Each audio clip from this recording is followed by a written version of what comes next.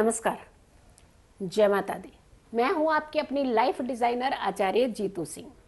सबसे पहले तो आप सभी को छठ पूजा की ढेरों शुभकामनाएं हैं।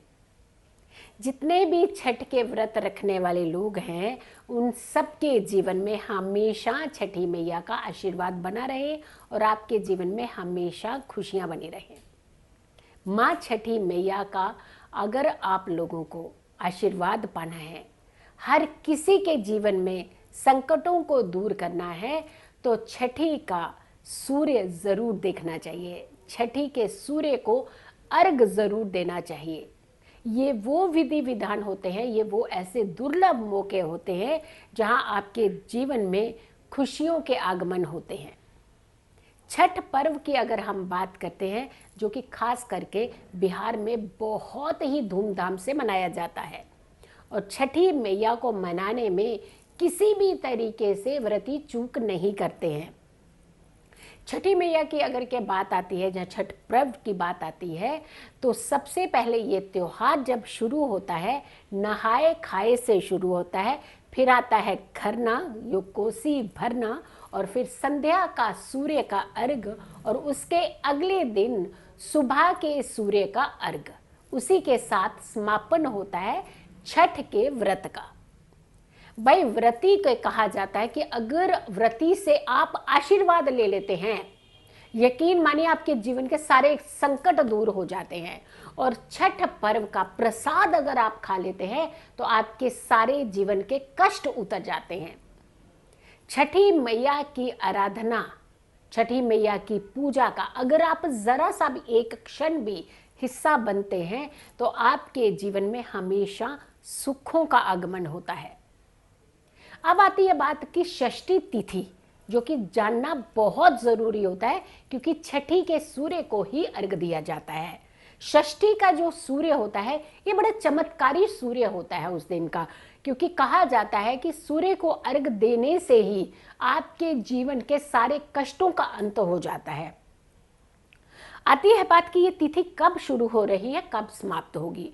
19 तारीख को ये तिथि शुरू हो रही है, जिसका समय है 21:58, यानी रात के 9 बजे छठी शुरू होगी। ये षष्ठी तिथि जिसे हम कहते हैं, वो रात के 9:58 पर शुरू हो जाएगी, और ये इसका समापन होगा 20 तारीख की 9 बजकर के शाम को, रात को 9:29 पर। यानी आपको 20 तारीख का सूर्य उदय जो है वो षष्ठी का सूर्य उदय होगा, जिसमें कहा जाता है कि जो सुबह का अर्घ होता है वो 20 तारीख को ही आपको देना चाहिए। हर किसी को ये अर्घ देना चाहिए। यकीन मानिएगा, जितने भी व्यक्ति हैं, कहा जाता है अगर पूरे साल आपने सूर्य देव को अर्घ दिया है और इस दिन का आप अर्घ देते हैं तो पूरे साल के सूर्य को अर्घ देने के बराबर होता है। जिन लोगों के घर में विवाह नहीं हो पा रहा होता है, कहा जाता है कि अगर आप यहाँ मनोकामना भी मांग लेते हैं तो आपके घर में हमेशा जल्दी से जल्दी, जो बच्चे काबिल होते हैं शादी के, विवाह हो जाता है।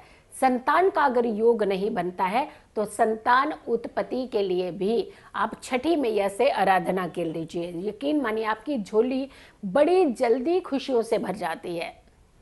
कष्ट हैं, बीमारियां हैं, तो छठी मैया के आगे आराधना कर लीजिए। यकीन मानिए आपके घर से कष्ट दूर हो जाएंगे, आपके घर से तकलीफें दूर हो जाएंगी, और हमेशा आपके घर में सुख आना शुरू हो जाएंगे।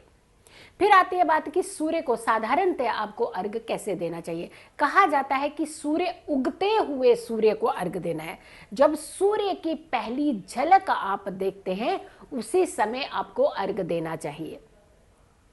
घाट पर अगर के आप जाकर के देखते हैं तो हमारे जितने भी व्रती होते हैं वो बहुत ही श्रद्धा के साथ उस पर सूर्य घाट पर जाकर के सूर्य को अर्घ देते हैं। लेकिन अगर हम आम जन की भी बात करें तो आप सब लोग अपने छत पर खड़े होकर के, जहाँ भी आपको सूर्य के दर्शन हो सकते हैं, वहाँ खड़े होकर के आप सूर्य को अर्घ जरूर दीजिएगा। जल का एक तांबे का भरा हुआ लोटा ले लीजिएगा, यानी एक जल का लोटा लेना है, भरा हुआ तांबे का लोटा ही होना चाहिए, और उसमें गुड़ ज़रूर डाल दीजिए, थोड़े फूल डाल दीजिए, और आपने सूर्य को अर्घ देना। ये बड़ी साधारण विधि आप बता रहे हैं, लेकिन अगर जिनको छठी व्रत रखे होते हैं, अगर उनकी आराधना, उनका तप देखें तो उनके तप के तो क्या कहने। इतनी सात्विकता, इतनी साधना शायद ही किसी व्यक्ति में होती है जितनी साधना के साथ ये छठ का व्रत रखा जाता है। और कहा जाता है कि अगर आप प्रसाद मांग के खा लेते हैं, छठी का प्रसाद अगर मांग करके खा लेते हैं तो आपके जीवन के सारे कष्ट दूर हो जाते हैं। फिर आती है बात जो हम अर्घ की बात कर रहे थे कि तांबे का लोटा लीजिएगा, जल से भर लीजिए, उसमें थोड़ा गुड़ डाल दीजिए, थोड़े से फूल डाल करके आपने सूर्य देव को अर्घ देना है। थोड़े से लोटे का जल तो आपने डालना ही है, एक धार में वो लोटे का जल आप खत्म कीजिएगा और ये जल आपके पैरों की तरफ बिल्कुल नहीं आना चाहिए। और दूसरी बात, आपने जो अर्घ देते समय थोड़ा सा गुड़ का भी डायरेक्ट अर्घ देना है।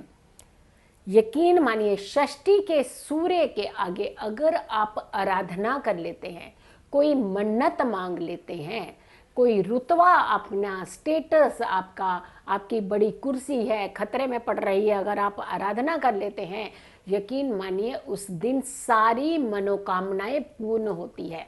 उत्तम स्वास्थ्य का आपको वरदान मिलता है, संतान का वरदान मिलता है, संतान सही राह पर जाने लगती है, आपके उच्च पद की रक्षा होती है, आपके जीवन की रक्षा होती है, आपको एक सही दिशा, सही विजन मिलता है। तो पूरे साल के अर्घ का अगर आपको फायदा लेना है तो षष्ठी के सूर्य को अर्घ आप जरूर दीजिए। और छठी जो छठ व्रत करते हैं उनसे आप मांग करके छठी मैया का प्रसाद आप जरूर ग्रहण कीजिएगा। यकीन मानिए आपके जीवन में बहुत सुख आएंगे। खुश रहिए, स्वस्थ रहिए, पॉजिटिव रहिए। जब भी हम पॉजिटिव रहते हैं तो हम हर समस्याओं से दूर रहते हैं। आप लोगों ने अभी तक मेरे YouTube चैनल को सब्सक्राइब नहीं किया है तो ज़रूर कीजिएगा और ये वीडियो बहुत सारे लोगों तक शेयर कीजिएगा। अगेन आप सभी को छठ पर्व की ढेरों ढेरों शुभकामनाएं हैं। आपके जीवन में हमेशा खुशियां बनी रहें। फिर जल्दी हाजिर होंगे एक अच्छी वीडियो के साथ। तब तक के लिए नमस्कार।